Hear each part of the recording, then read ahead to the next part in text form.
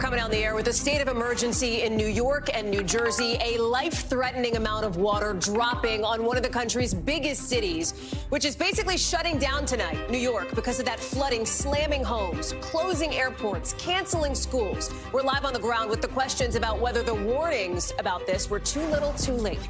Plus, a seismic break in one of the most famous unsolved murder cases in the country until now. Tupac, killed in 1996, and now 27 years later, an arrest. We'll tell you what police think the motive was and the evidence that led them to a suspect in an investigation that's frustrated cops and fascinated America for decades. Then, tributes to a trailblazer with the biggest names on both sides of the aisle honoring Senator Dianne Feinstein. More tonight on the remembrances and what's next for her state of California. Plus, Republicans huddling right now after a swing and a miss to avoid a government shutdown set to start in just about 30 hours. We'll take you inside the last-ditch push to stop it before millions of people and everything from airlines to national parks are affected, plus the newest signal in just the last 2 minutes that we may be headed for it. Then the French government doing something we just don't see all the time, trying to stop an invasion of bedbugs crawling in trains, airports, movie theaters. The race to get a handle on the infestation before the Olympics comes to town later on in the show. Hey there, I'm Hallie, and right now 2 states of emergency as what's being called dangerous and life-threatening flooding puts New York and New Jersey basically underwater. Look at this, emergency responders out in full force. This is an officer pulling somebody out of a car. They'd been trapped, carrying them waist-deep water to safety. Record-setting rain, we're talking, in the biggest city in the country, in New York, and it's not even over yet. You can see the trash cans literally floating down sidewalks. Those sidewalks themselves disappearing. 23 million people under flood watches. Travel's a mess. Look at these subway stations turning into waterfalls. Roads aren't much better. Cars looking like they're driving through rivers. Some trains are having to stop at stations because of so much water on the tracks. And LaGuardia Airport shutting down a terminal because of flooding. You can't even see the ground there. Look at that. That's LaGuardia. Officials are telling people, for very obvious reasons, do not leave home if you don't have to. And all of it goes well beyond your typical rainy day. JFK saw its wettest day ever on record, and the measurements at Central Park show it's the most water there since Hurricane Ida back in 2021. City officials saying climate change plays a part in this. And the sad reality is our climate is changing faster than our infrastructure can respond.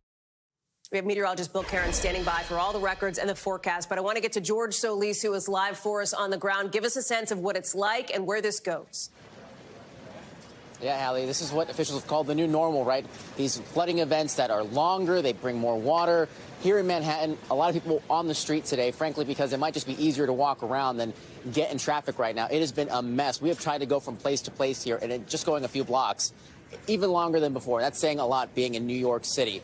We have seen flooding. We have seen some of those images that you have showed of roads transformed into rivers. That terminal at LaGuardia completely underwater. Buses that are just siphoning in water. It is really dramatic images here. And of course, as you mentioned, this is just the start of it, right? People are saying, oh, look, the rain has stopped. That's a good thing. And officials have been saying, do not get lulled into a false sense of security because this is a weather event that will continue through the night and into Saturday. So those historic rainfall totals likely to keep increasing over into the evening hours as well. Central Park, 5 inches of rain, if not more, at this hour. Now, some officials told us that some of the drainage there has fortunately been working, but we know that the Central Park Zoo had to be closed because some flooding issues there. So again, this is why officials have been telling people to stay home today, and some of them have been heeding the warning. But of course, here in Midtown Manhattan, you have a lot of tourists that are walking around, some that I have spoken with saying, you know, we've seen some rain before, so we're used to this, but other New Yorkers have been saying they have never seen it quite as bad as what this weather event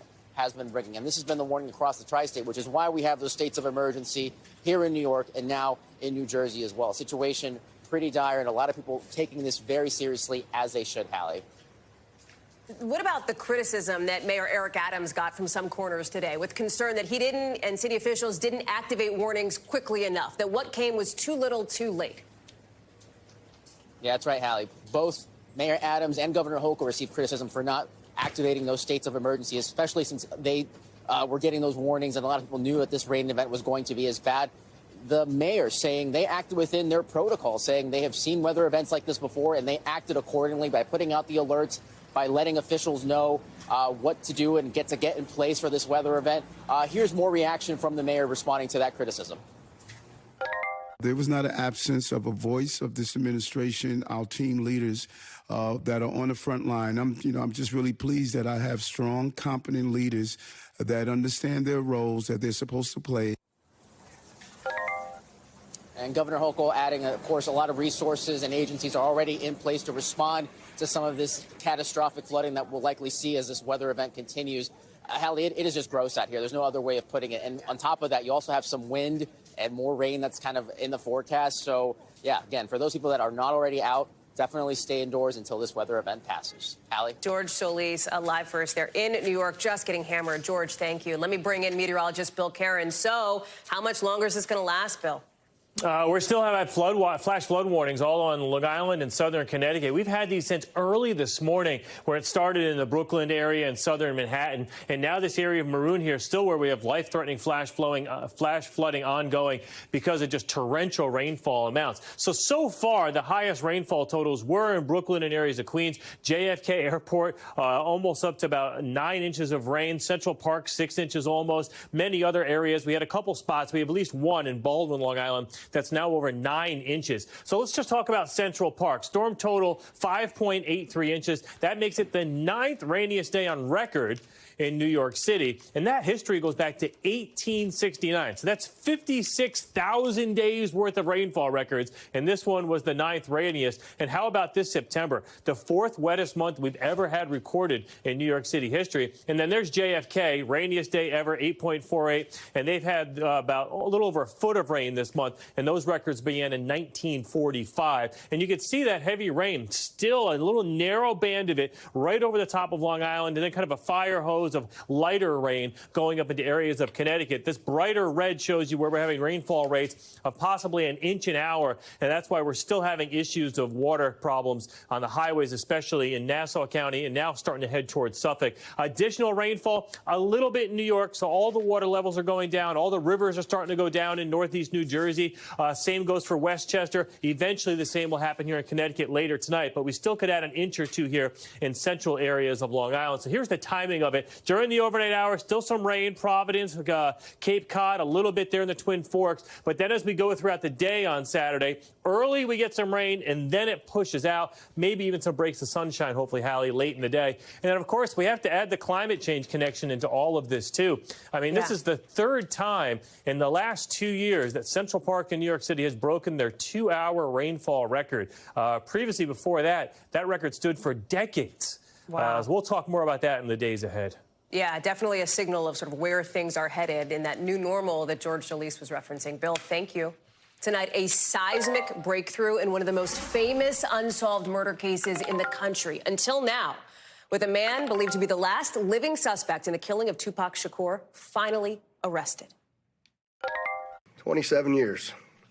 For 27 years, the family of Tupac Shakur has been waiting for justice. In announcing this arrest, police are walking through a timeline here about how it all played out. A fight on September 7th, 1996. This is back at the MGM, where members of this group and Tupac got into a fight. You see that here. You see this fight, right? Later that same day, the suspect here, known as Keefe Davis, gets into this now infamous Cadillac. Later that night, people in that Cadillac shooting at Tupac, who was in a separate car. You're seeing the aftermath here. Tupac died a few days later on September 13th, back in 1996. Mr. Davis's own words reinvigorated our case in 2018. In 2019, Davis releases his own memoir describing his role in the killing, then jump forward to July 17th of this year when police executed a search warrant of Davis's home, bringing us all the way to his arrest today. We should say, describing the moment, the night around that killing. Remember, Tupac's murder, if you weren't around for this, if you don't remember this, it could not have been a bigger deal. I mean, people all over the country knew who Tupac was, who Biggie was. This was the height of, like, the East Coast, West Coast rap movement. Tupac Shakur is considered one of the most influential, one of the most successful rappers of all time. I want to bring in Dana Griffin, who is covering this for us live out in L.A. We learned a lot from the news of this arrest, this indictment, of what happened to this case that captivated America for decades. Yeah, Hallie, so many details. Nearly 3 decades later, a suspect has finally been arrested for the murder of Tupac Shakur. His name is Dwayne Keefe D. Davis. He is now 60 years old. Investigators painted him as the leader and shot caller for the Southside Compton Crips, who they say orchestrated the killing of Tupac Shakur after that infamous fight that you saw where Tupac and Suge Knight were allegedly kicking Orlando Anderson, the alleged trigger man in this case. Investigators say he is the one who orchestrated getting the gun, passing it back to the passengers, and that's how this all unfolded on the Vegas Strip that September night in 1996. And there's even an excerpt. Let me go back. Part of this case being reinvigorated was based upon a lot of the things that Davis himself released. He published a memoir. He also gave several interviews where he talked about being in that white Cadillac that pulled up beside Tupac Shakur.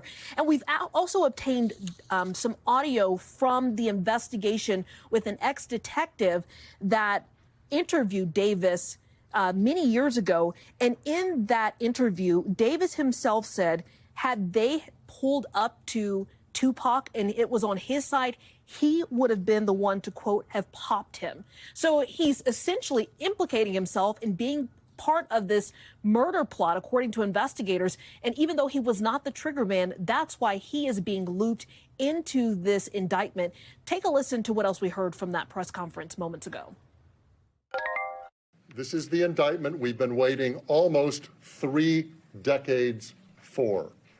It spells out the facts and circumstances and what justifies a Clark County grand jury in returning an indictment. Justice will be served. So in his book, Davis said that he only broke his silence because of some deal he inked with LAPD to not face charges if he were to give his side of the story. But that may have been what reinvigorated this case, because he talked about it, and that didn't protect him from the case in Las Vegas. Hallie? What about any reaction tonight, Dana, that we're getting from Tupac Shakur's family, from people around this, around his family, around the suspect's family? Yeah, Hallie, we've reached out to the family. We have not heard any word as of yet, but it's sending shockwaves, as you mentioned. So many people are now commenting on social media. Finally, are some of the words we're hearing. A lot of people still kind of questioning, well, who else could be involved? But investigators made it very clear. This is the only living suspect that is tied to this case. I know you mentioned the feud that was going on between the notorious B.I.G. and also Tupac. There were concerns or speculation that there may have been some involvement there. But based upon the press conference that we listened to, this may not have been at all tied to that rapper who was also killed 6 months after Tupac here in L.A. Hallie? That's right. Dana Griffin live for us there with all of those late-breaking developments in just the last 90 minutes or so. Dana, thank you. Back here to Washington now. And the bottom line, as we barrel toward a government shutdown, it is probably going to happen by the time you wake up Sunday morning. Sources are telling NBC News in the strongest signal yet that the House is set to cancel its October recess. That's when members typically go back home. They're out of town. Nope, they're staying in town. Again, a likely signal that they're going to be in town to try to get the government back open. So, yes, this means we could be in for a bunch of complications in a lot of the places you'd expect, government buildings, federal services, but also a lot of places you may not expect, like at national parks. Hundreds would close. At airports, where things could get messy if workers don't get paid. Critical science and research projects would have to be put on pause. You wouldn't be able to take out new student loans. Cash flow to some school districts and universities would probably get cut off. Same with money for some programs to help people get food. That might run dry pretty quick. Health and safety inspections at restaurants, water facilities would stop altogether. And that new hoppy IPA from your favorite brand might not be able to hit the shelves if there's nobody actually working at Treasury to greenlight it. If you're planning to get married in D.C., if the government shuts down, good luck getting a marriage license. The court in charge of that wouldn't be in session. So all of this, right? A big deal, inconvenient, somewhere on that spectrum, but none of it speaks to just how hard this is going to hit people's wallets if it does happen, especially federal workers. New numbers out from the White House say 2 million members of the military wouldn't get paid. 1.5 million civilians would work with no pay until the shutdown's over, and more than 800,000 would be furloughed altogether. We've got this covered from every angle as we get closer and closer to that deadline. NBC's Garrett Hake is live for us on Capitol Hill. Tom Costello is joining us as well, along with Priscilla Thompson, live for us in Texas. Garrett, let's start with you and some of the new developments coming into us in just the last 20 minutes or so. No recess is the signal. That doesn't just mean no fun. It means lots of work and an indication that perhaps the leadership of this conference is bracing for things to shut down. Yeah, Hallie, it's sort of stay at the table until you finish your peas from Republican leadership right now after another embarrassing defeat on the floor today. This stopgap measure that Kevin McCarthy was boasting about this morning, basically running a bill that was all about border security, which kind of attached government funding to the backside of it, hoping to lure Republican votes, having failed today. House Republicans don't really have a plan right now to move forward, and they are all pointing the fingers at each other. McCarthy pointing his finger at these hardline members, basically saying they can't take yes for an answer, and those hardliners pointing right back and saying, we should have been handling our funding bills over the summer. Why are we doing this now? Here was my conversation with Matt Gaetz earlier, who's really been McCarthy's chief antagonist in all of this. Listen to how he describes where we are. What do you say to people who think House Republicans just can't get it together? You guys can't govern. Well, I think that there is a fair criticism to be launched at Speaker McCarthy for having us so off schedule. We've done more legislating in the last 48 hours than we have done in the last 8 months. No, he's right about that point, Hallie, although none of the legislating they've done is going to become law. That's part of the problem. What we're sitting at now is a situation where the House is debating a path forward. It's really unclear what steps, if any, they're in a position to take. And the Senate is working on negotiating a bipartisan effort to keep the government open either for 30 days or 45 days.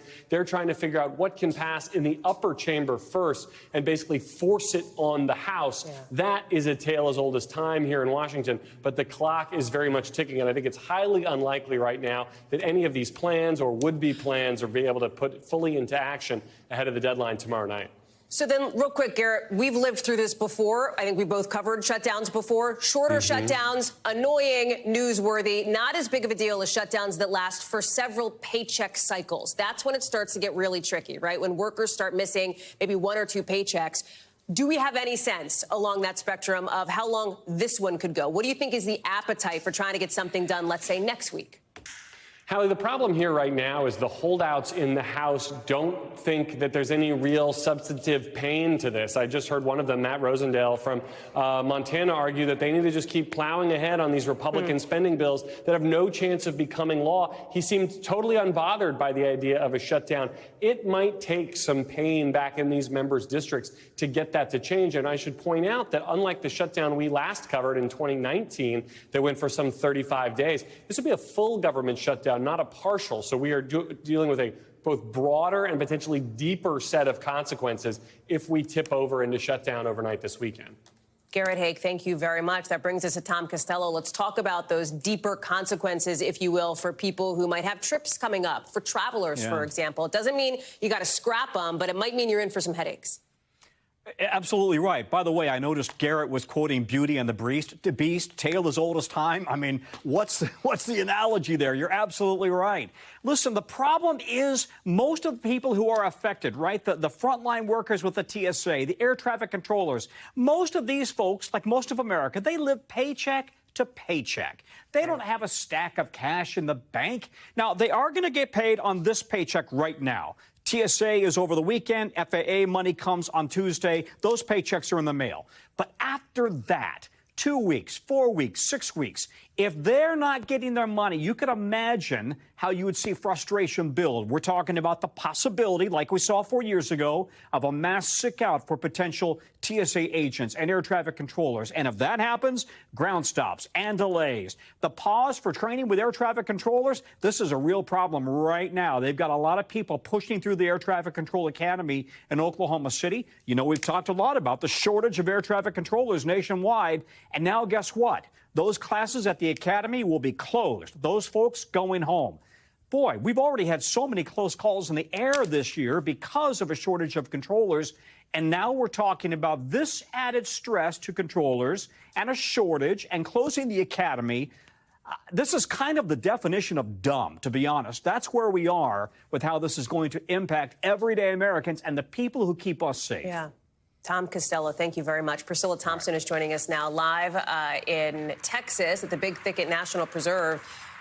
What does this mean if somebody's got a park like Yellowstone, Yosemite? We often see impacts to national parks first. It may not be necessarily as consequential as somebody missing 2 paychecks, right? But we do often see the signals coming at the Park Service and with the parks early on.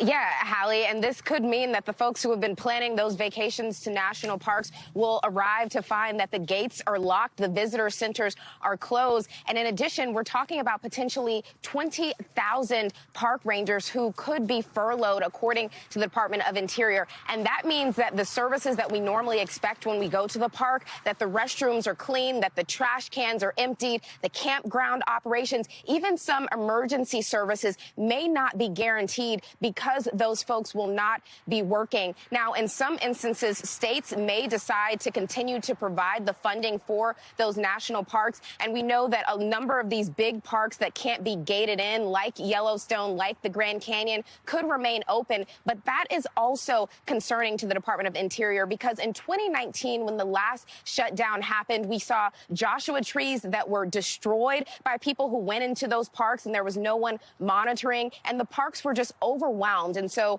the Department of Interior is saying if the shutdown happens, they are urging visitors not to come because they are worried about what it could mean and what impact it could have on the parks when there aren't folks working and maintaining these areas. Hallie? Not to mention the communities surrounding those parks. Priscilla Thompson, thank you. Even if the government does shut down on Sunday, you're still going to have to start repaying your student loans that day after more than 3 years of those payments on pause because of the pandemic.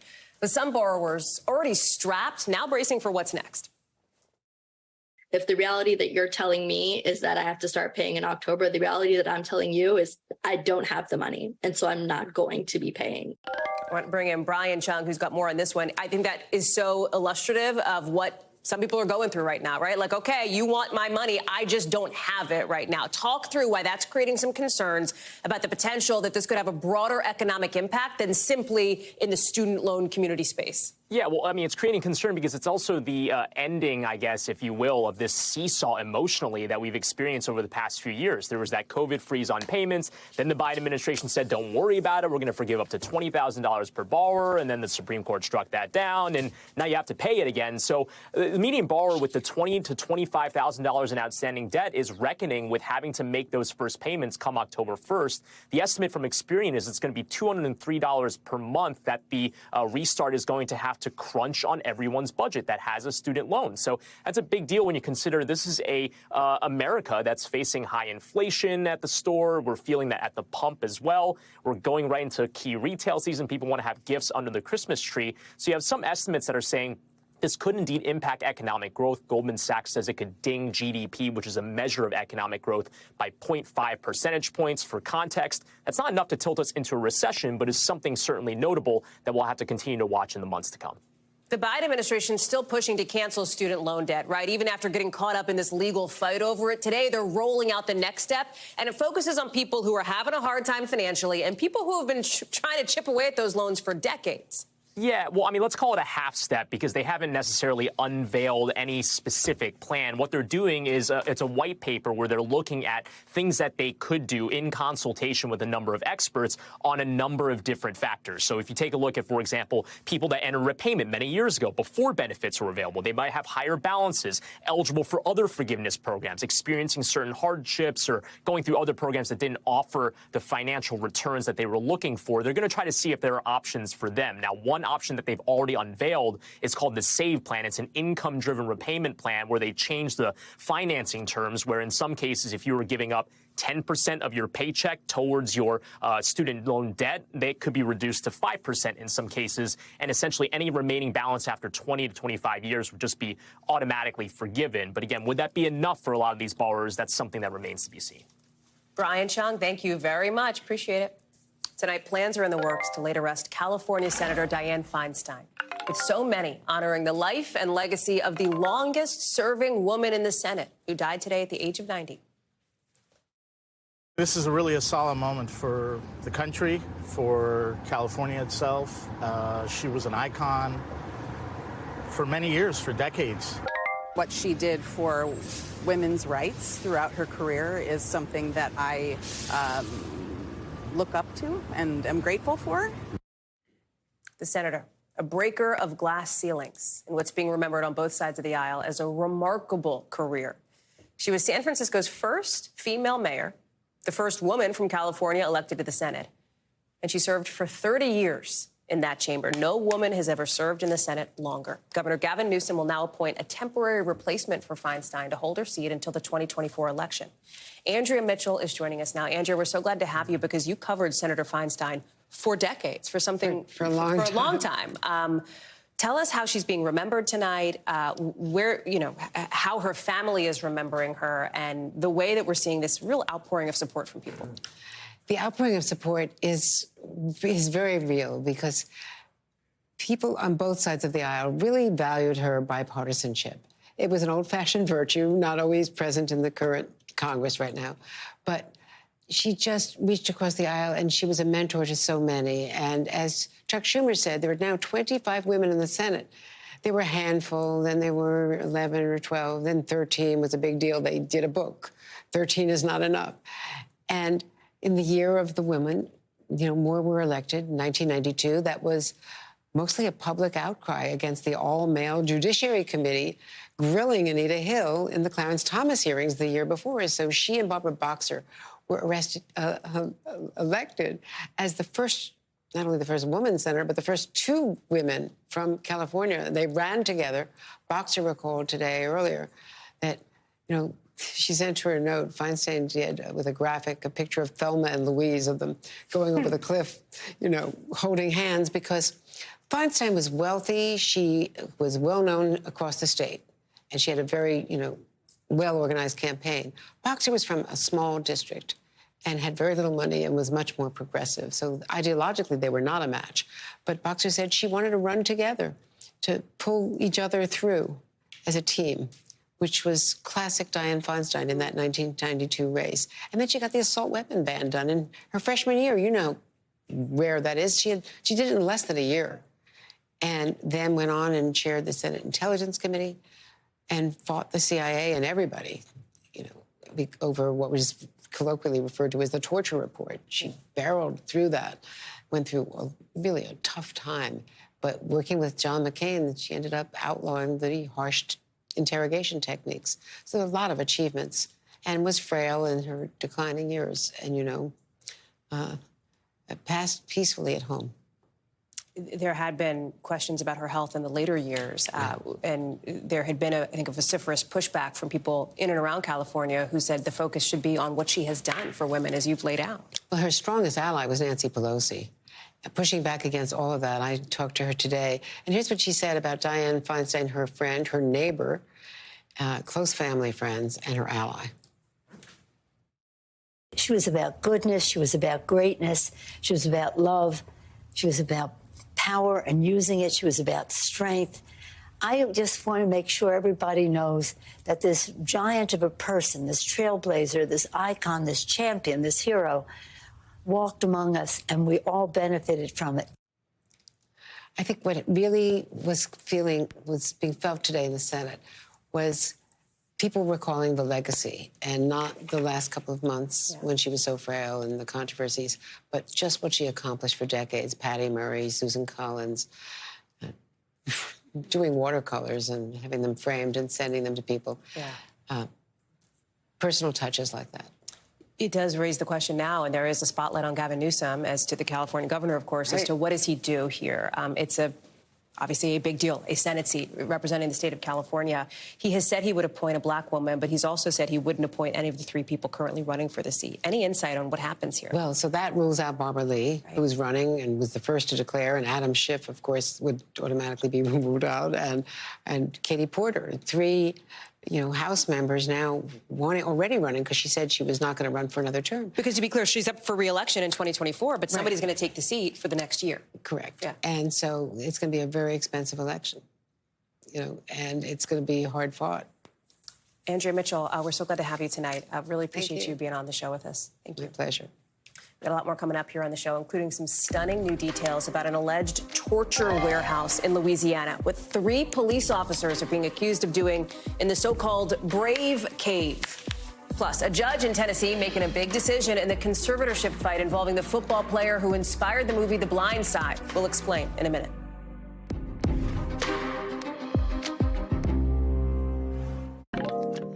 3 Baton Rouge police officers tonight charged with trying to cover up using excessive force by getting rid of body cam video. The alleged incident tied to what officials have described as torture warehouse, the so-called Brave Cave. The city's mayor now calling for an independent commission to review police behavior. Listen. This is not a time for just an annual checkup. This is time for a full-body MRI to diagnose and reveal any dysfunctions or wrongdoings. The officers were part of the department's street crimes unit. That's now disbanded. They're accused of using this local warehouse to basically torture people during interrogations. We're talking things like beatings, inappropriate strip searches. In one incident, an officer was allegedly caught on body cam video hitting a suspect.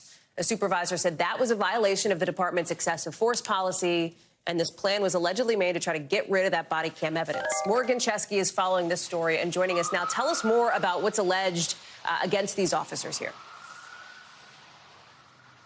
Yeah, Hallie, interesting distinction here. I had a chance to speak to an attorney representing one of the plaintiffs who say that they were victimized at the hands of some of the members of the Baton Rouge Police Department. There were 4 arrest warrants issued today. We can confirm 3 of those officers have been arrested and taken into custody at this time. Among the charges they face, simple battery, malfeasance in office, essentially abuse of power, in addition to theft as well. But these 4 officers named in these arrest warrants, while they are charged with those charges, the attorney tells me none of them have actually been seen on body cam inside that Brave Cave, that off-site facility that has been used for years by Baton Rouge police officers. You'll have to forgive me here. I hear it behind you. Police officer driving by. Stay with me now. But the attorney made a clear distinction here. Hallie said this is not an officer problem. This is a systemic problem.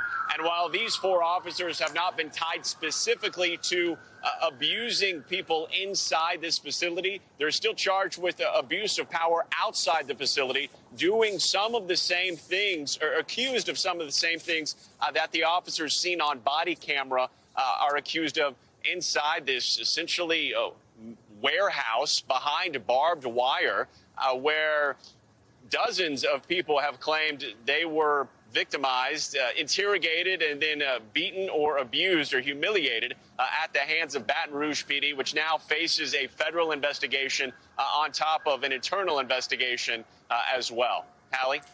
Morgan, something you said stands out here, the idea that there's an allegation that this was a systemic issue. That would point to, of course, leadership inside the police department. That Baton Rouge police chief submitted his resignation back in July, but he's staying in place through November, right?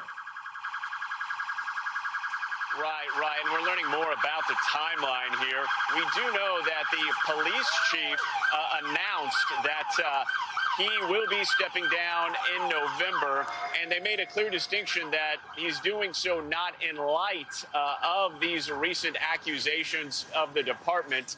And he had this to say to clear up the situation. Take a listen. Obviously, for us to early on in August go directly to our Federal Bureau of Investigation, I had concern that this investigation required some federal independent oversight based on some of the things I learned early on. Now, as far as who his successor will be, we do not know. We do know, however, that the FBI is calling on the public, if they did have any sort of negative encounter particularly in that makeshift building, the Brave Cave, as it was known, to please contact them. They're not commenting right now, as they say this is an active federal investigation. Hallie?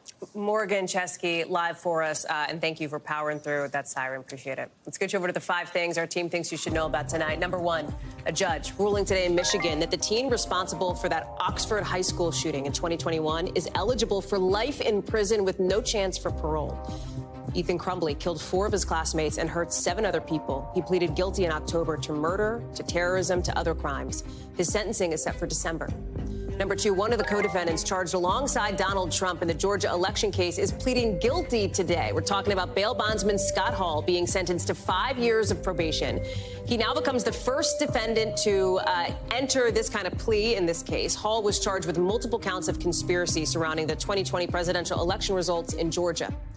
Number 3, the FDA is slapping a new warning on the drug Ozempic after multiple people reported blockage in their intestines, like an intestinal blockage, essentially. Similar drugs like Wegovy already warn patients that this is a possible side effect. The Ozempic manufacturer tells NBC News it stands behind the safety and efficacy of the drug. Number 4, a Tennessee judge says she will end the conservatorship between former NFL star Michael Oher and the couple that took him in. You'll remember, of course, Oher is the football player that inspired the movie The Blind Side. He filed a lawsuit last month against the Tuohys, saying they misled him into thinking they were adopting him and that they profited from his name through the conservatorship. The Tuohys deny the allegations. Number 5, Toys R Us plotting a kind of comeback before the holidays. The company is calling it its Air, Land, and Sea expansion, opening up 24 new stores, separate rollout at airports and on cruises. So airports, cruise ships. First airport store will open in November at Dallas, and then flagship stores will start to open as early as next year. Remember, Toys R Us filed for bankruptcy in 2017. All of its locations in this country have been closed the last couple years, but looks like that's changing. Tonight's Ford CEO is blaming striking auto workers for holding a deal hostage as those union members are now expanding their already historic strike against some of the biggest car companies. This could mean another 7,000 workers walking off the job. Look at this. You can see people already on the picket line outside 2 more plants today. The UAW president wants workers in Chicago and in Lansing, Michigan, to stand up, as he puts it, because the companies haven't been making enough progress at the bargaining table, he says. Our anger is righteous and our struggle is just. We are fed up with corporate greed, and we are fed up with corporate excess. We are fed up with breaking our bodies for companies that take more and more and give less and less. I want to bring in Jesse Kirsch, who is joining us now live from Detroit. Jesse, I was just looking because it looks like there's an update there from Sean Fain. This response now to the idea that, as the Ford CEO claims, these companies are being held hostage by these striking auto workers. Where do things stand now? Because Fain says there's no impasse. Where is the bargaining now? Yeah, so we don't know exactly where they are right now, Hallie, because we have repeatedly pressed for clarity on what the terms of a potential deal are. We know where the union started. On some of its points, for example, we knew they were demanding 40% pay raises over the term of a contract. We know where the union or where the companies have moved to. Somewhere around 20% was the latest figure we had. But we don't know what the wiggle room is in between there, and we don't know what concessions the union has made. Again, I pushed Sean Fain on this earlier. He said they have moved on some of their demands, but he won't specify what those movements are. So we don't know how close they might be. Ford said they think that they're pretty close with the union on multiple fronts, but continue to be looking at EVs as a potential hurdle. The company today, Ford CEO, saying that he believes that the UAW is largely holding up a deal over EV battery plants specifically, and there's all this concern around EVs, meaning fewer jobs down the line. So that's something that is out there and has been underpinning a lot of these discussions and been underpinning this strike throughout, has been that concern over EVs. And as you mentioned, the union is pushing back on that. And I also just want to flag some of the war of words, if you will, that has come out today between the two sides.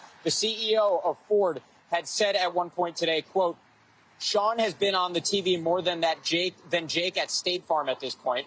The union president later on at the end of one of his statements saying, quote, like a good neighbor, we're available 24/7. So that's the kind of rhetoric that is being exchanged right now out in public 2 weeks into this strike. We continue to hear from more workers who are joining the picket lines. Here's what we heard from someone today about what this strike means to them. Sends a message, we're serious about what we want, not settling for mediocre or less than benefits that they're trying to offer us. I got a family of 6. I'm from a family of 6. I got 4 kids, a wife, house, a couple dogs. And, it's not the same living wage as it was. So, Hallie, I want to put into context what is being proposed right now. We've talked about pay raises. We've talked about pensions, other benefits, job security for the future. There's a lot of issues out there. I want to put one more piece of information out there. I think will put this into perspective for a lot of people. This is something that Ford shared earlier today. Ford says, quote, "We made it so the average employee fresh out of high school or the military or a service sector job will earn 6 figures within 4 years plus great benefits." So Ford is now saying that with what it is offering right now, which, again, the union is saying is not enough, so much so that it has expanded strike, Ford is saying that what it has on the table right now will get workers 6 figures in pay in 4 years, Hallie. And again, the union is still pushing against that company as well as GM and Stellantis. Hallie. Jesse Kirsch live for us out there where the action is. Appreciate it, Jesse. When we come back, officials in France outlining this emergency plan tonight to fight an invasion, oh yes, of these bedbugs before millions of people head to the country for next year's Olympics. So, are they going to win this race against time and the creepy crawlies? Plus, why officials in Baltimore say some folks shouldn't be drinking the tap water. The French government taking the extraordinary step today of rolling out a national plan to stop an invasion of what appears to be bedbugs infesting the country's biggest cities just months before they're supposed to host the Olympics. And these bugs are not just in their namesake beds, they're in trains, in movie theaters. They're in the big airport in Paris. Look at this. You can see here what looks to be a bedbug crawling along the armrest of one of the high-speed trains in France. You can imagine, people are just thrilled to see it. They love it. They do not. It stressed me out because this morning I had to take the train and I wondered whether I would find some. So I felt a bit hesitant, but at the same time, I know there are some also in cinemas and somewhat everywhere. So I paid close attention when stepping on the train and looked to see if there were any crawlers on my seat. Josh Letterman, I'm just going to tell you, I don't know if I'm able to get through this. Like, it is, I mean, this is an infestation so bad that the French government is stepping in to fight this battle. Like, what is the plan here?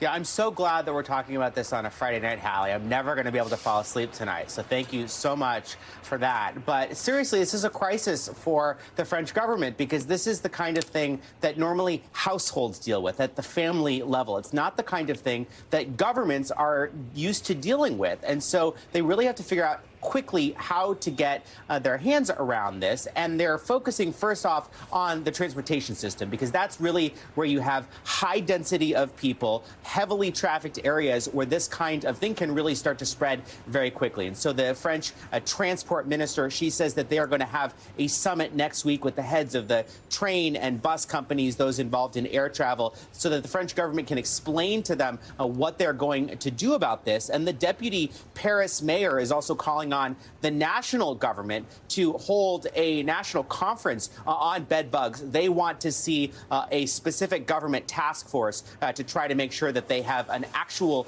plan in place to deal with this spreading infestation.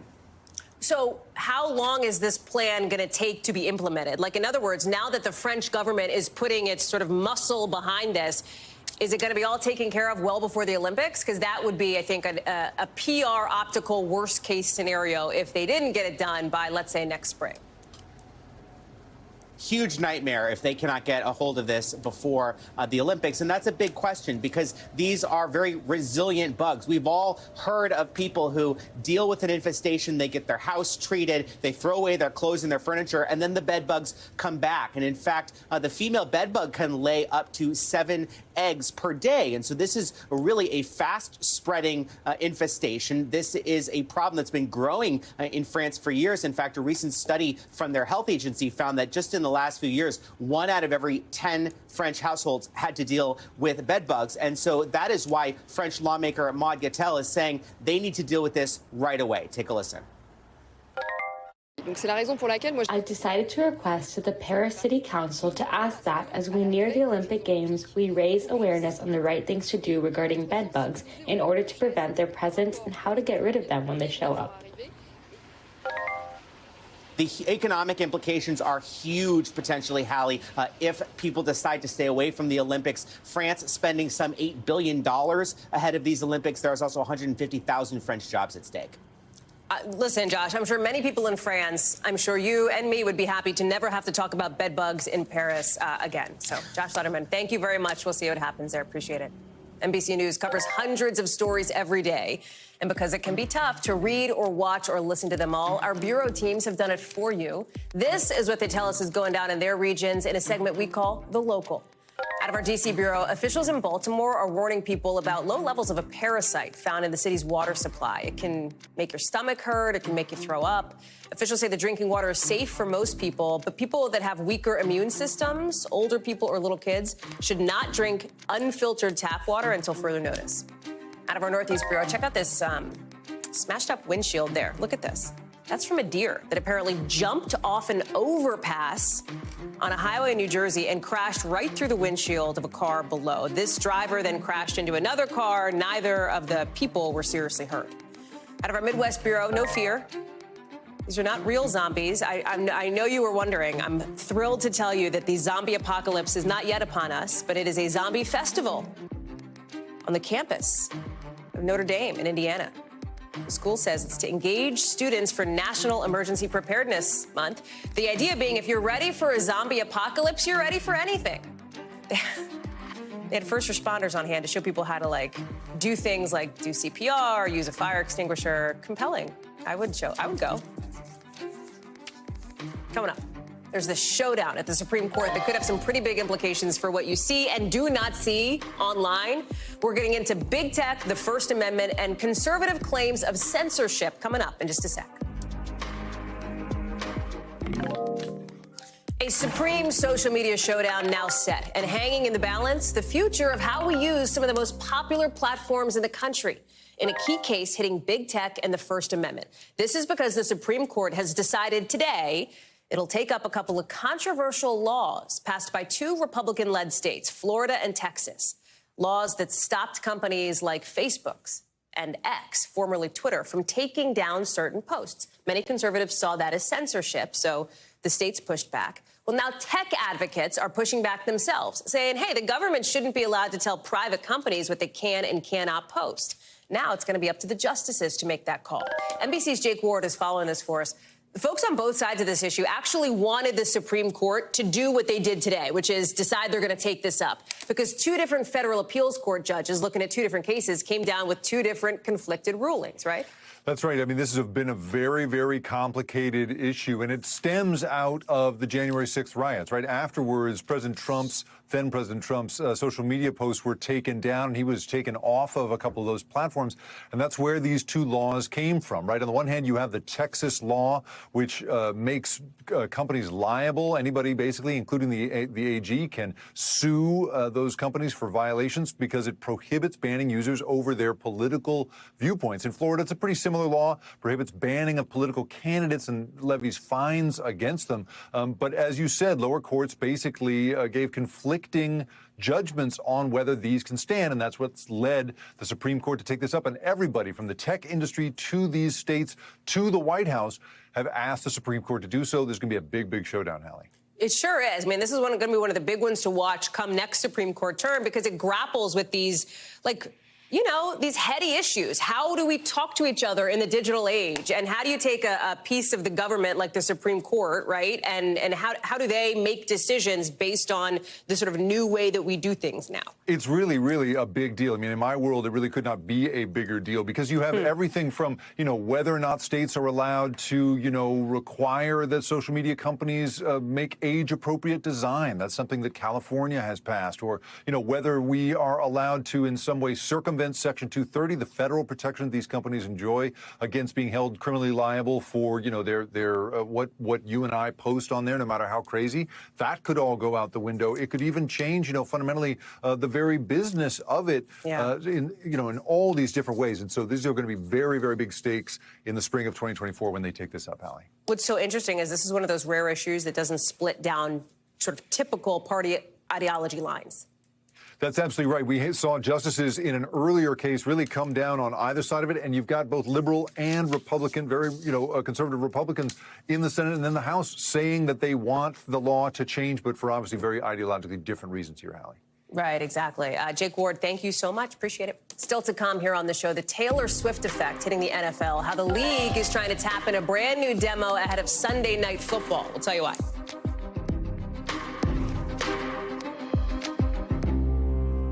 That's a wrap for this hour. We've got more coverage picking up right now.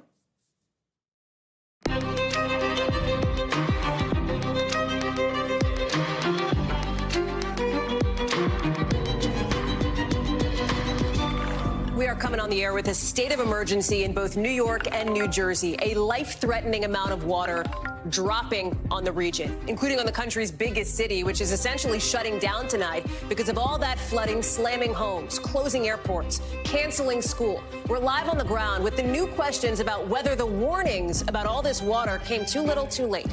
Plus, a seismic break in one of the most famous unsolved murder cases in the country. Tupac, killed back in 1996, and now 27 years later, an arrest. We'll tell you what police think the motive was and the evidence that led them to a suspect in an investigation that has frustrated cops and fascinated America for decades. And striking auto workers, ratcheting up the tension and the pressure tonight with 7,000 more of them walking off the job. They say the big car companies haven't done enough. We're live in Michigan with the back and forth between the union members, the car companies, and why State Farm is randomly in the mix on this thing. Then 3 Louisiana cops arrested tonight in the so-called Brave Cave scandal. Officials alleging it was really a torture warehouse. We'll tell you what these officers are facing. Plus, the French government doing something that we just do not see every day. They're trying to stop an invasion of bedbugs crawling in trains, in airports, in movie theaters. The race to get a handle on the creepy crawlies before the Olympics comes to town. Can they do it? That's later in the show. Hey there, I'm Hallie, and right now 2 states of emergency as what's being called dangerous and life-threatening flooding puts New York and New Jersey basically underwater. You've got emergency responders out in full force. Look at this. Somebody being pulled from a car. They were trapped. Waist-high water they're walking them through to be able to get them to safety. Record-setting rain now in the biggest city in the country, and it's not over yet. You have trash cans literally floating, 23 million people under flood watches, sidewalks disappearing. Travel's a mess. Subway stations now more like waterfalls in some spots. You see those tracks? Roads aren't much better. Cars look like they're driving through rivers. Some trains have to stop at stations and wait because so much water has accumulated. And then look at this. You see that last one, LaGuardia, all the way to the right? That's LaGuardia. That's like where the gates are to get on at one of the terminals. They obviously had to close it down. You can't even see the ground at that point. Officials are telling people, do not leave home if you don't have to, for obvious reasons. And it all goes way beyond your typical rainy day. For example, JFK saw the wettest day ever on record. It's the wettest day in the city since Hurricane Ida back in 2021, and the 8th rainiest day in the last 150 years, with officials pointing the finger at climate change. And the sad reality is our climate is changing faster than our infrastructure can respond. Meteorologist Bill Cairns is standing by for the forecast and the records, but I want to get to George Solis, who's live for us on the ground. George, give us a sense of what it's like and where this goes. Yeah, Hallie, this is what officials have been calling the new normal, right? These flooding events that last longer and obviously are way more devastating. The pictures really speak for themselves. You have those flooded roads, those flooded buses, flooded areas and neighborhoods, trash cans underwater, cars that are underwater. Here in Midtown Manhattan, we've seen a lot of people on foot, which isn't abnormal, but when you consider that there is obviously a lot of subways and trains and other ways of transportation that are affected because of all this flooding, we're seeing even more people because it's just easier to get on foot than it is to try and get in a car to get from point A to point B. And again, it has just been insane, frankly, to see just some of these images that we're getting. And this is not through. I mean, we are still getting rained on right now. There is a little bit of a reprieve, but that's officials saying don't let your guard down. This is not over. We're going to see a lot more rain into the night, into the morning potentially. And so they want people to stay home. They want people to heed that warning and stay in, especially in those boroughs where there is a lot of flooding going on right now. We know there have been some roof damages. We know that there have been some flooded basements. You know, people have had to have been rescued through some of this weather event. So obviously a lot of cleanup will have to take place in the coming hours as this water starts to recede. We were in Central Park a little bit earlier. Officials are saying that some of the drainage there has been working appropriately, but still Central Park Zoo had to be closed because they had some flooding issues there. So again, this is a very serious situation. Those states of emergency, not just in New York, also Governor Phil Murphy declaring a state of emergency for New Jersey. Whole tri-state been really hit hard by this rampant weather event. And of course, as I said, not done yet. So a lot of people still out and about, but a lot of them cautious over this flooding that has really just taken a hold of the city over the last couple of hours here, Hallie. Did people feel like they got enough of a heads up about this? No, and there's been a lot of criticism about the governor and from the mayor about when they declared this state of emergency. And Mayor Adams saying they followed protocol. They've seen weather events like this already this summer, saying they acted within their power to do this. But nevertheless, there's been a lot of criticism from the public saying they really needed more of a heads up. Here's Mayor Adams responding to some of that criticism. There was not an absence of a voice of this administration, our team leaders that are on the front line. I'm just really pleased that I have strong, competent leaders that understand their roles that they're supposed to play. Hallie, important to note, no fatalities at this time, but obviously this weather event is ongoing, and a lot of people are keeping a close watch on any weather that moves through this region in the next couple of hours. Hallie? George Solis, right in the middle of it there in New York. George, safe travels getting home. Thank you. Let me bring in meteorologist Bill Karen. So obviously no rain falling on George there, but boy, a lot of records broken, a lot of problems from this. Yeah, infrastructure. They just could not handle the amount of rain that was falling out of the sky. It was raining too hard for too long. This morning into early this afternoon, that's when New York City was at its worst. Those flash flood warnings have been dropped. Now we have flash flood warnings for southern half of Nassau County and now heading out into Suffolk County here. So this is where the heavy rain was, and now it's moving towards the east. Other areas have also dropped. Connecticut flash flood warnings have been dropped. The Housatonic River is in major flood stage. That's probably the worst conditions right now in Connecticut. So here's some of our estimated rainfall totals: 7, 5, 6, 8. I mean, pretty incredible stuff. The heaviest rain appears to have been near JFK Airport.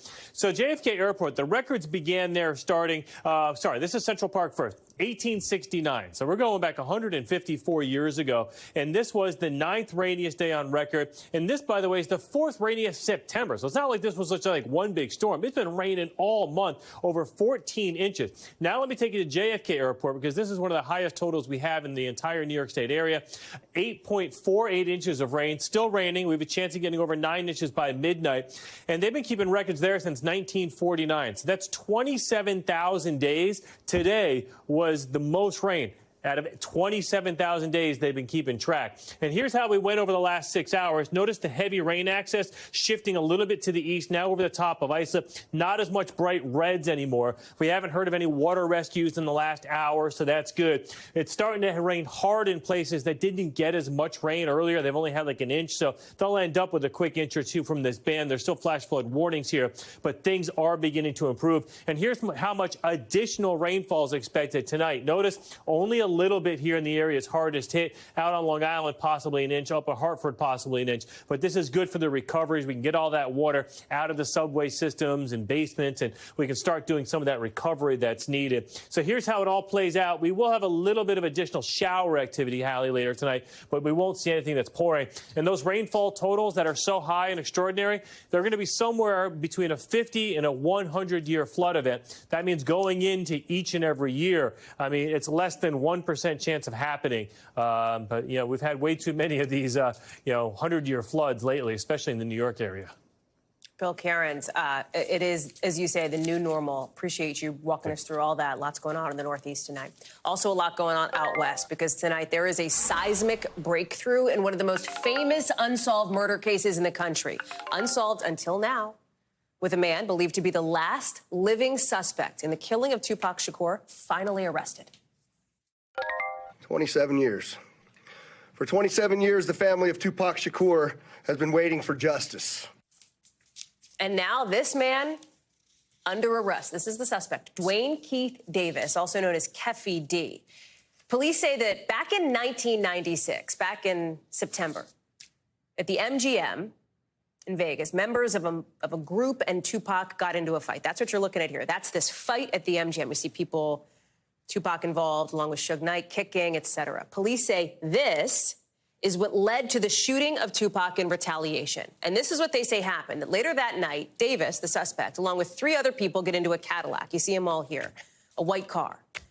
The passengers in that car shot at Tupac while he was in a car heading to an after party. You can see the bullet marks in the side of Tupac's car here.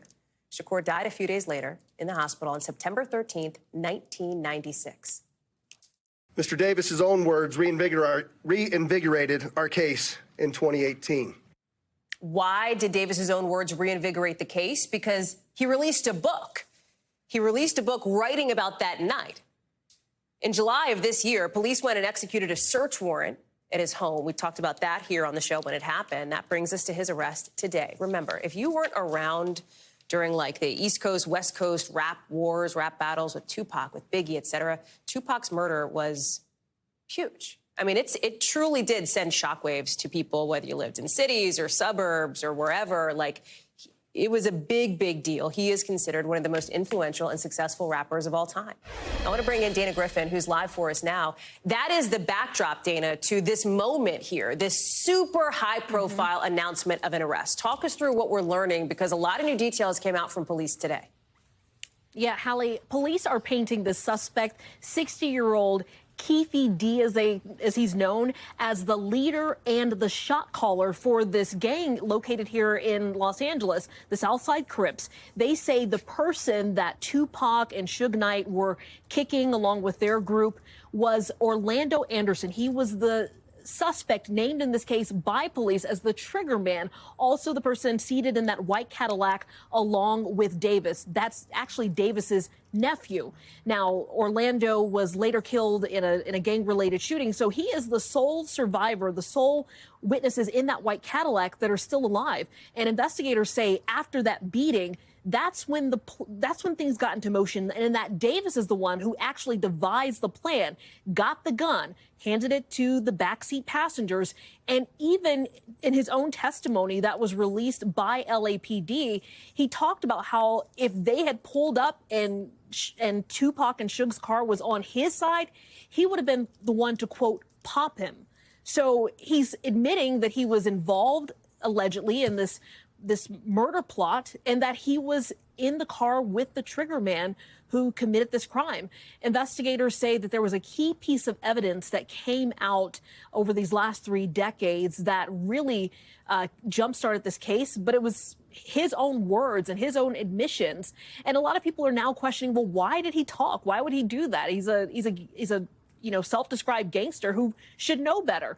But apparently there was some deal inked out with LAPD where he was told that he would not face prosecution if he told his side of the story. But what he probably didn't take into consideration is the fact that this crime did not happen here in Los Angeles. It happened in Las Vegas, and any kind of deal does not protect him from this case that is now going to court here or going to court in Las Vegas, Hallie. Right. Well, and to be clear, Dana, just to really put a fine point on this, it's not as though Davis was unknown to police until like today or yesterday or this summer. I mean, for years and years and years, he is somebody who police seem to have had their eye on, or at least were looking at closely related to this whole thing.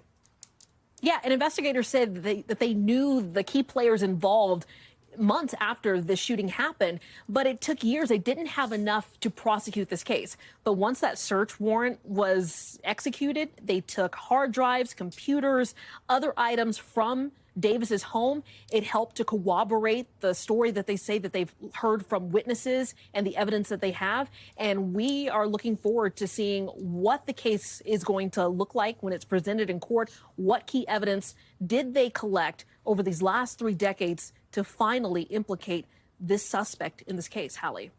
Dana Griffin, live for us there from L.A. Dana, thank you so much. Let's bring it back out here to Washington, because there is a scramble now as we barrel toward a government shutdown. And the bottom line is this. It is probably going to happen by the time you wake up Sunday morning, with sources telling NBC News in the strongest signal yet that the House is going to cancel its October recess, meaning they'll be in town, presumably, potentially working to get the government back open if it does close, meaning a lot of ripple effects, not just in the obvious spots like government services, government buildings, but also a lot of places you may not expect, places that might affect your life in a real way. National parks, hundreds would close, affecting not just vacationers, but cities around those parks. At airports, things could get messy if workers don't get paid for a long time. Key science and research projects would have to be put on pause. You wouldn't be able to take out a new student loan. Cash flow to some schools and universities would get cut off. Same with money for some programs to help people get food. Talk about health inspections at restaurants. That would stop altogether. What about that new beer you were hoping would hit the shelf? Maybe a little IPA. Well, guess what? If there's nobody working at Treasury to greenlight it, it wouldn't come out. If you want to get married in D.C., if the government shuts down, good luck getting a marriage license. The court in charge of that wouldn't be in session. And none of this even speaks to just how hard this is going to hit people's wallets, their budgets, especially federal workers. We're talking millions of people, 2 million people in the military who would be affected, 1.5 million civilians, 820,000 people would be furloughed altogether. I want to go now to our team covering every angle of this. NBC's Sahil Kapoor is live for us on the Hill. Tom Costello is with us as well, along with Priscilla Thompson live in Texas. Sahil, let me start with you. Just big picture, right? 30,000-foot view here. We've got these signals that House members are being told stick around for October, presumably bracing for a potential shutdown. Where are we with this? And if it does shut down, how long is it going to stretch?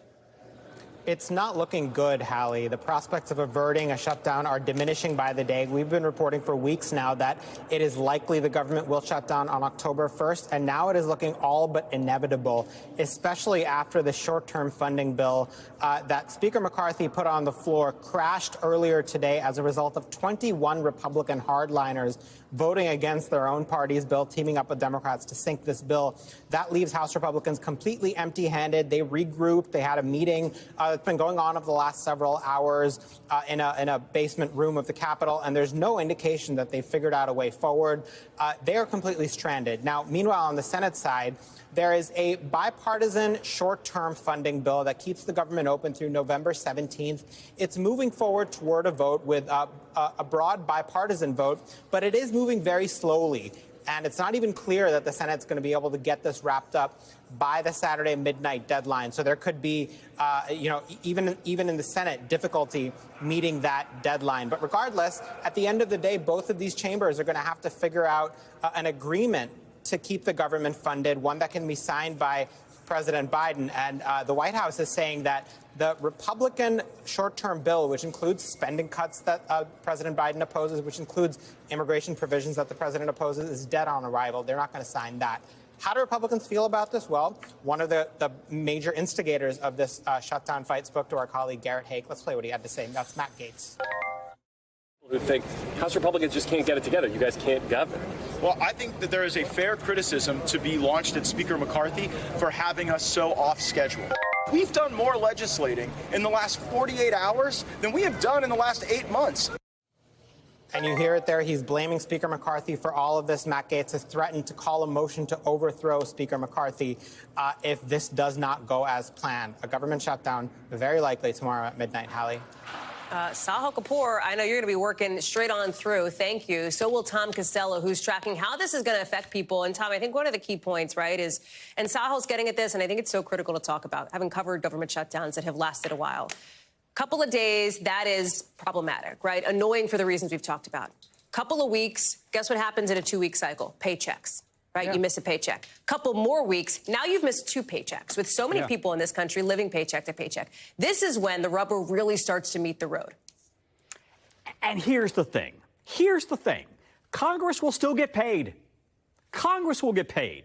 And yet these folks, average Americans who do critical jobs and they live paycheck to paycheck like most Americans, they are expected to go for multiple paychecks potentially without getting paid. But they got to show up to work, right? Isn't that outrageous? It's outrageous. And here are the jobs we're talking about. There are many, many, many, many, many jobs, right? And we think, government bureaucrats. Wait a minute.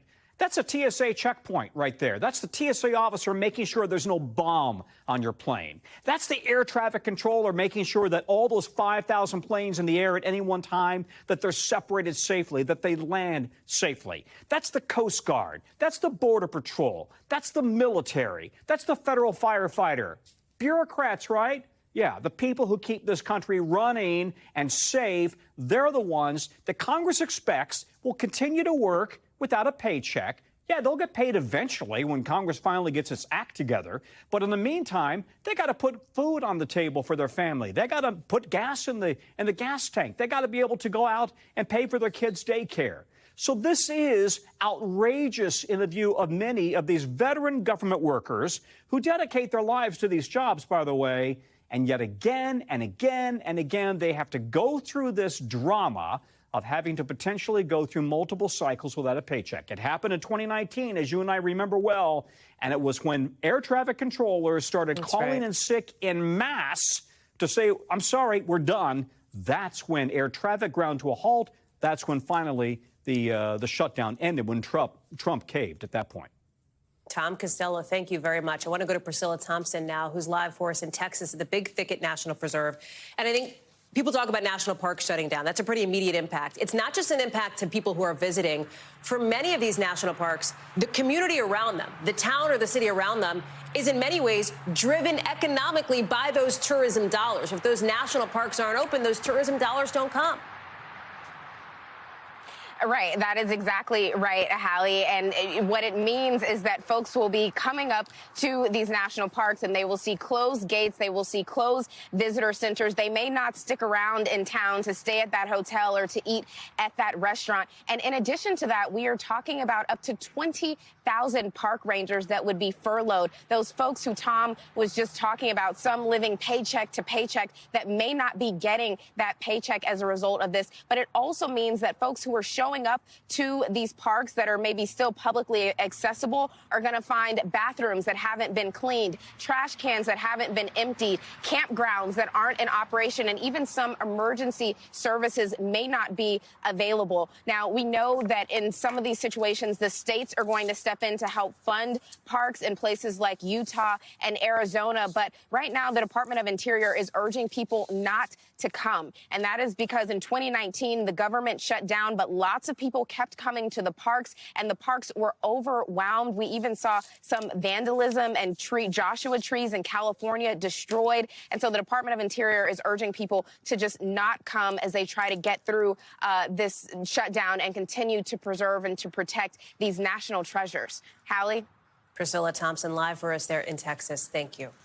Tonight, plans are in the works to lay to rest California Senator Dianne Feinstein, with so many honoring the life and legacy of the longest-serving woman in the Senate, who died today at the age of 90.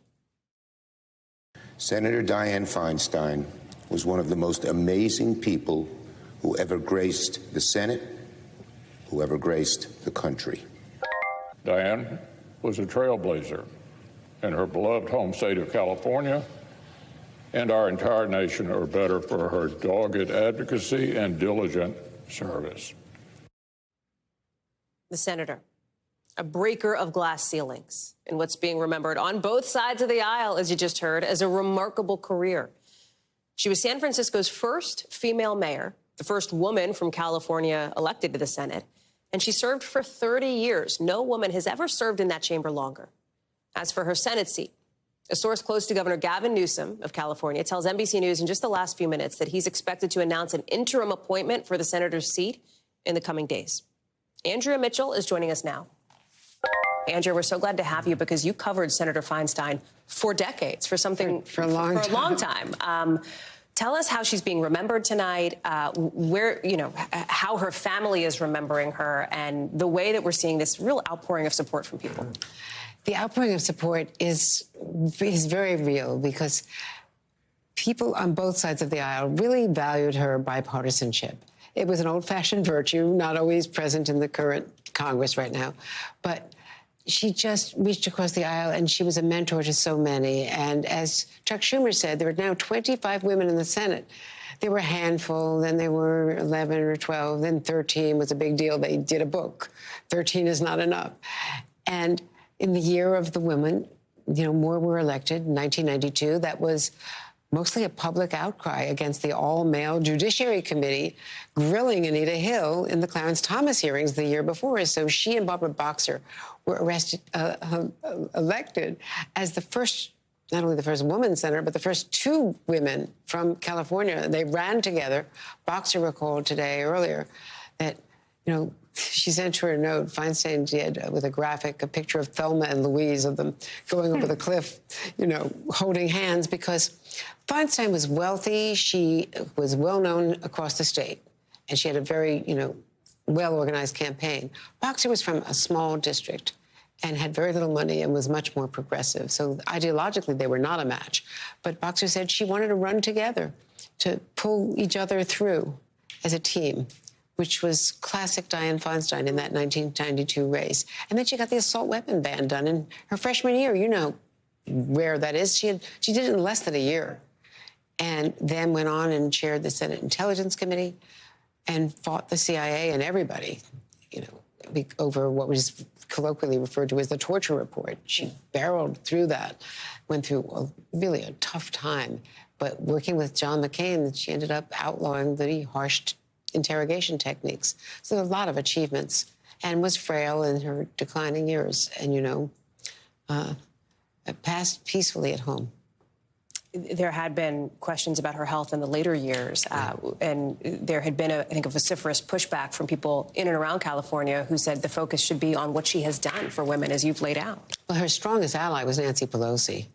Pushing back against all of that, I talked to her today, and here's what she said about Dianne Feinstein, her friend, her neighbor, close family friends, and her ally. She was about goodness. She was about greatness. She was about love. She was about power and using it. She was about strength. I just want to make sure everybody knows that this giant of a person, this trailblazer, this icon, this champion, this hero, walked among us, and we all benefited from it. I think what it really was being felt today in the Senate was people recalling the legacy, and not the last couple of months when she was so frail and the controversies, but just what she accomplished for decades. Patty Murray, Susan Collins, doing watercolors and having them framed and sending them to people. Personal touches like that.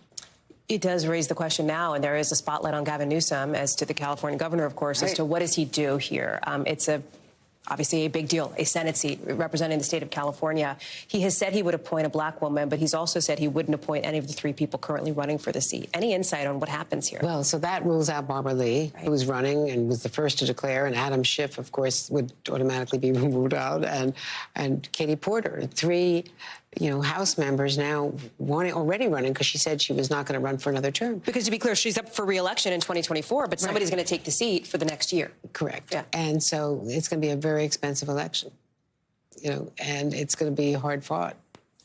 Andrea Mitchell, we're so glad to have you tonight. I really appreciate you being on the show with us. Thank you. My pleasure. When we come back, officials say dozens of people are dead and more hurt after 2 attacks in Pakistan. What we're learning about who's taking responsibility. Plus, the FDA issuing a big recall for something that may be in your fridge right now.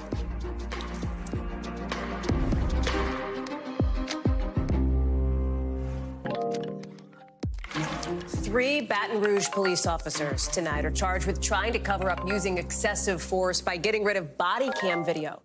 This alleged incident is tied to what officials have described as a torture warehouse, the so-called Brave Cave. The city's mayor now calling for an independent commission to review police behavior. This is not a time for just an annual checkup. This is time for a full-body MRI to diagnose and reveal any dysfunctions or wrongdoings. The officers were part of the department's street crimes unit. It's now disbanded. That unit has been accused of using a local warehouse to torture people during interrogations. We're talking things like beatings and inappropriate strip searches. In one incident, an officer was allegedly caught on body cam hitting a suspect. A supervisor said that was a violation of the department's excessive force policy, and a plan was allegedly made to try to get rid of the body cam evidence. Morgan Chesky is joining us now. And Morgan, this so-called Brave Cave scandal is really reverberating throughout the city in Baton Rouge. Talk to us about what we're learning tonight. Yeah, Hallie, it absolutely is. We can say that, of course, this Brave Cave, this off-site facility used by Baton Rouge Police Department for years, has been shut down, as has this Brave unit, which stands, of course, for Baton Rouge. It's a specialized unit of officers here, Hallie, that was tasked with eliminating violent crime in Baton Rouge. And we do know that 4 officers had arrest warrants issued today. We believe 3 are in custody right now. But attorney for one of the plaintiffs that was seen in body cam videos tells me that he anticipates even more people to come forward. And he says this isn't just merely an officer problem. This is a systemic problem in this department that goes back years. He cited specific policies in Baton Rouge, Hallie, that allowed officers to essentially strip search someone without placing them under arrest at their own discretion, indoors or outdoors, citing multiple examples going back several years. And he says that this is a good first step, but hopefully there is much more to come. And he wouldn't give me specific numbers, but he says that they have a certain number of plaintiffs right now that are suing the Baton Rouge Police Department in addition to this federal investigation into the department, and he anticipates several more to come forward here in the near future. Hallie? Talk to us about leadership here in Baton Rouge and the police chief, because it sounds like, I mean, there's this extraordinary step taken where the FBI is coming in and looking into this, right? The chief submitted his resignation over the summer. He's going to stay in place. Talk to us about some of the sort of leadership changes in the broader investigation.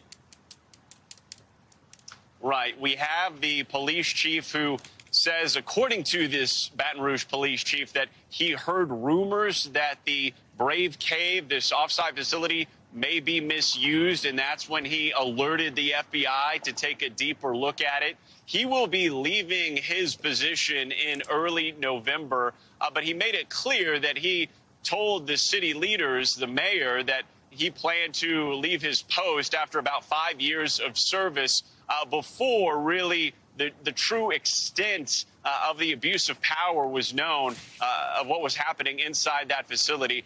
And we heard this earlier today. Take a listen. Obviously, for us to early on in August go directly to our Federal Bureau of Investigation, I had concern that this investigation required some federal independent oversight based on some of the things I learned early on. Okay, 2 quick notes here, Hallie. Number one, City Council, as a result of what they've seen now on the body cams, this increased number of complaints and lawsuits against the department, there's at least one council member calling on the chief to resign immediately, even though they've known about his resignation date for months now in November. And city leaders, as of right now, have not named anyone who will be his successor come early November. Hallie?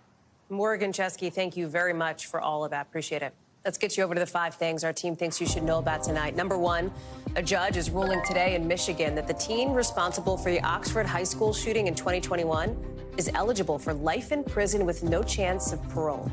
Ethan Crumbley killed 4 of his classmates and hurt 7 other people. He pleaded guilty back in October to murder and terrorism, along with other crimes. His sentencing is set for December.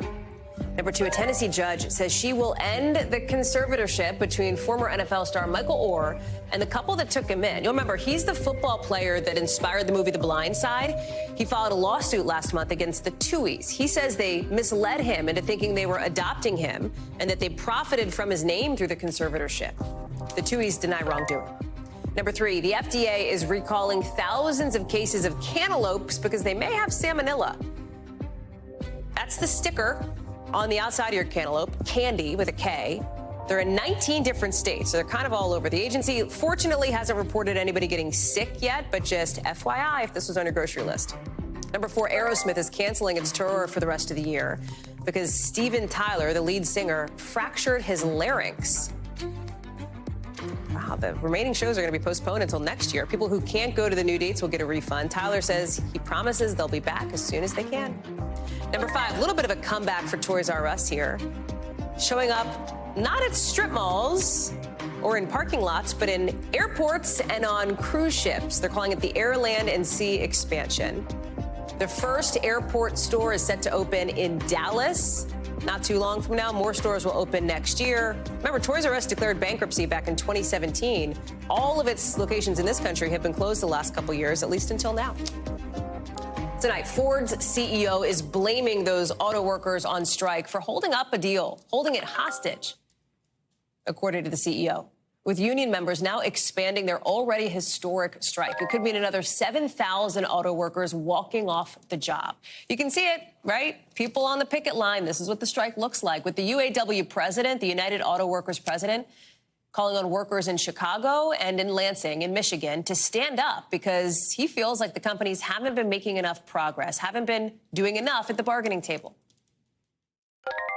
Our anger is righteous and our struggle is just.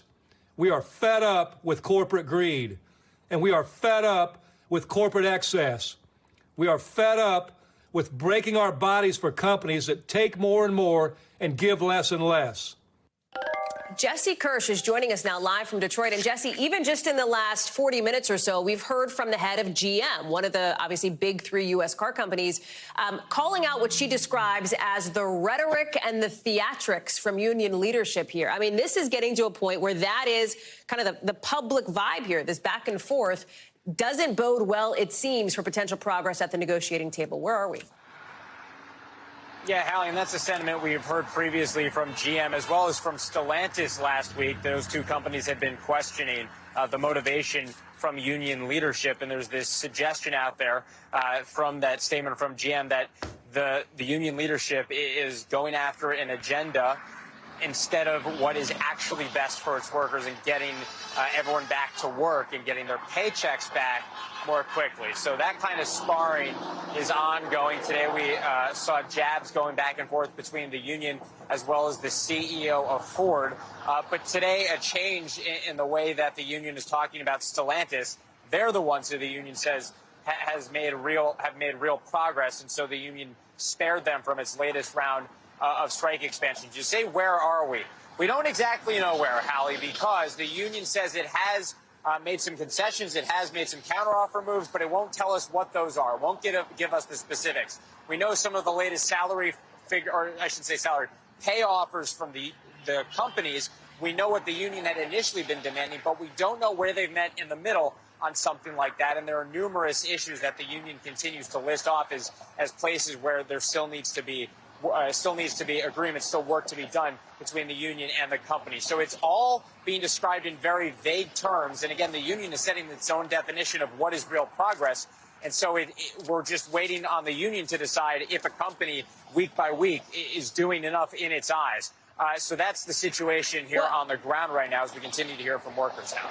What's also so interesting here is, like, you know, it's not necessarily a conglomerate. It's not all 3 of these companies negotiating as a whole with the union. So, like, at different moments, this or that car company seems to be making more progress than the other. What would happen in theory if the union got to a deal with one of the companies but not the other 2? Like, how does that impact the potential strike? Right. So these are 3 separate agreements. And in years past, the union has only gone after one company with its strike. So it has only targeted one company with a strike. For example, in 2019, it was a 40-day strike against GM, not Ford, not Stellantis. And so this is a different kind of strategy that the union has taken on, where they're hitting everyone at once. What I can tell you is, if the union did not target all 3 companies, if they made a deal with one of them, the other 2 strikes would, in theory, continue as is. But because you're only targeting 2 companies then, you may only have to pay strike pay to workers at those 2 companies. So that, in theory, could be another way that you make your strike drag on longer, if you can make that funding go deeper into a strike. I want to read you part of a statement from Stellantis, Hallie, if we have that, to show you what they said today about the status of their negotiations. But I think we got to send it back to you instead. Lots happening out here. There you can see it. So Stellantis saying in part that the company, quote, has been intensely working with the UAW to find solutions to the issues that are of most concern to our employees. We've made progress in our discussions, but gaps remain. So that company getting a pass on an expansion today, Hallie, but they're still acknowledging there's work to be done. Jesse Kirsch covering every bit of it out there where the action is. Jesse, thank you. It's good to see you. Officials in France outlining an emergency plan tonight. What's the emergency? these. Bedbugs, an invasion. It is beyond what you might ever expect. What are they going to do before the Olympics? We're getting into it. Plus, police in England say they've made an arrest in what they're calling a deliberate act of vandalism. We're telling you more about this tree in a minute.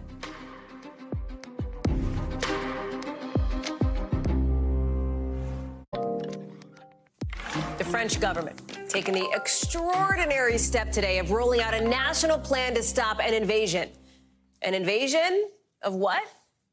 Looks like bedbugs infesting the country's biggest cities just months before they're all supposed to host the Olympics. And these bugs, they are not just in their namesake beds, they are in trains, inside movie theaters, even inside the big airport in Paris. Look at this. This is a bedbug crawling along the armrest of a high-speed train.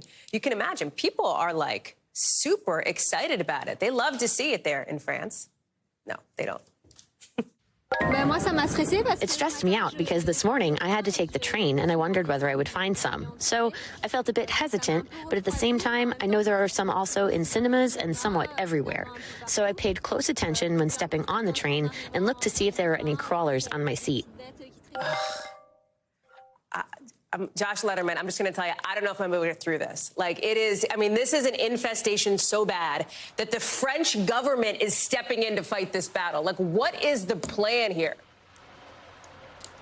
Yeah, I'm so glad that we're talking about this on a Friday night, Hallie. I'm never going to be able to fall asleep tonight, so thank you so much for that. But seriously, this is a crisis for the French government because this is the kind of thing that normally households deal with at the family level. It's not the kind of thing that governments are used to dealing with. And so they really have to figure out quickly how to get their hands around this. And they're focusing first off on the transportation system, because that's really where you have high density of people, heavily trafficked areas where this kind of thing can really start to spread very quickly. And so the French transport minister, she says that they are going to have a summit next week with the heads of the train and bus companies, those involved in air travel, so that the French government can explain to them what they're going to do about this. And the deputy Paris mayor is also calling on the national government to hold a national conference on bedbugs. They want to see a specific government task force to try to make sure that they have an actual plan in place to deal with this spreading infestation. So how long is this plan going to take to be implemented? Like, in other words, now that the French government is putting its sort of muscle behind this, is it going to be all taken care of well before the Olympics? Because that would be, I think, a PR optical worst case scenario if they didn't get it done by, let's say, next spring. Huge nightmare if they cannot get a hold of this before the Olympics. And that's a big question because these are very resilient bugs. We've all heard of people who deal with an infestation. They get their house treated. They throw away their clothes and their furniture, and then the bed bugs come back. And in fact, the female bed bug can lay up to 7 eggs per day. And so this is really a fast spreading infestation. This is a problem that's been growing in France for years. In fact, a recent study from their health agency found that just in the last few years, 1 out of every 10 French households had to deal with bed bugs. And so that is why French lawmaker Maud Gattel is saying they need to deal with this right away. Take a listen. I decided to request to the Paris City Council to ask that as we near the Olympic Games, we raise awareness on the right things to do regarding bed bugs in order to prevent their presence and how to get rid of them when they show up. The economic implications are huge, potentially, Hallie, if people decide to stay away from the Olympics. France spending some $8 billion ahead of these Olympics. There's also 150,000 French jobs at stake. Listen, Josh, I'm sure many people in France, I'm sure you and me would be happy to never have to talk about bed bugs in Paris again. So, Josh Letterman, thank you very much. We'll see what happens there. Appreciate it. NBC News covers hundreds of other less creepy-crawly international stories every day. And because it can be tough to read or watch or listen to them all, our international teams have done it for you. Here is some of what they're watching in a segment we call The Global. Out of Pakistan, officials say dozens of people are dead and more hurt in 2 mosque bombings in the country during a festival marking the birthday of the Prophet Muhammad. The first, a suicide attack in a southwestern province, killed at least 52 people. The second bomb killed 5 people and trapped a lot more under the rubble of a collapsed mosque. So far, no group has claimed responsibility for the attack. In Russia, the White House today is calling on Moscow to release Evan Gershkovich, that American reporter who's been detained in jail now there for 6 months. Russia arrested him on espionage charges. Gershkovich, the Wall Street Journal, the U.S. government all deny those allegations. And out of the UK, police say they've arrested a 16-year-old in connection with the cutting down of the famous Sycamore Gap tree. They're calling it a deliberate act of vandalism. This tree is iconic. It was a huge tourist attraction inside a national park, thought to be hundreds of years old. It was actually voted the English Tree of the Year back in 2016. Coming up, a showdown at the Supreme Court that could have some big implications for what you see and don't see on social media. We're talking about this case involving big tech, the First Amendment, and conservative claims of censorship. Coming up.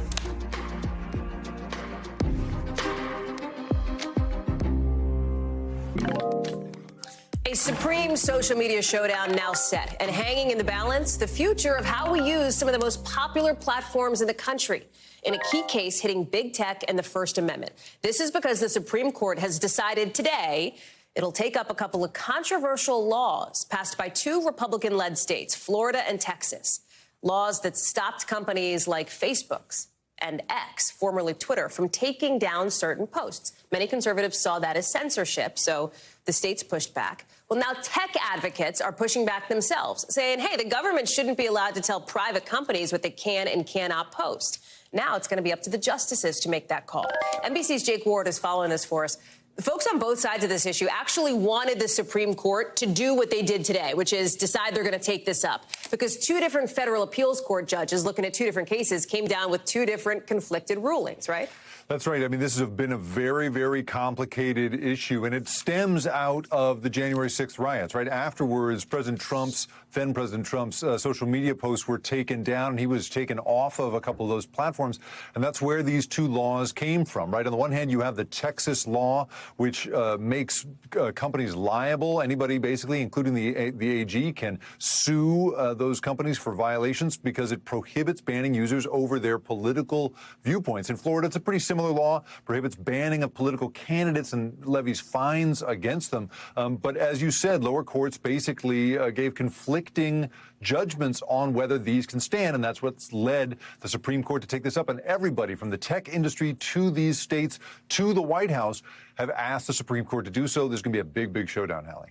It sure is. I mean, this is going to be one of the big ones to watch come next Supreme Court term, because it grapples with these, these heady issues. How do we talk to each other in the digital age? And how do you take a piece of the government like the Supreme Court, right? And how do they make decisions based on the sort of new way that we do things now? It's really, really a big deal. I mean, in my world, it really could not be a bigger deal, because you have everything from, whether or not states are allowed to, require that social media companies make age-appropriate design. That's something that California has passed. Or, whether we are allowed to in some way circumvent Section 230, the federal protection these companies enjoy against being held criminally liable for, what you and I post on there, no matter how crazy. That could all go out the window. It could even change, fundamentally the very business of it in all these different ways. And so these are going to be very, very big stakes in the spring of 2024 when they take this up, Hallie. What's so interesting is this is one of those rare issues that doesn't split down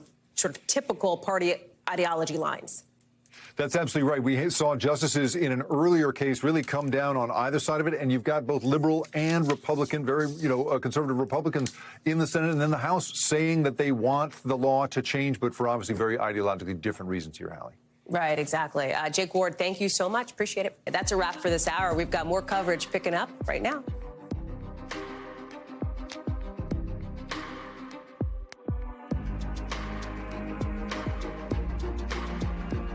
Thanks for watching. Stay updated about breaking news and top stories on the NBC News app or follow us on social media.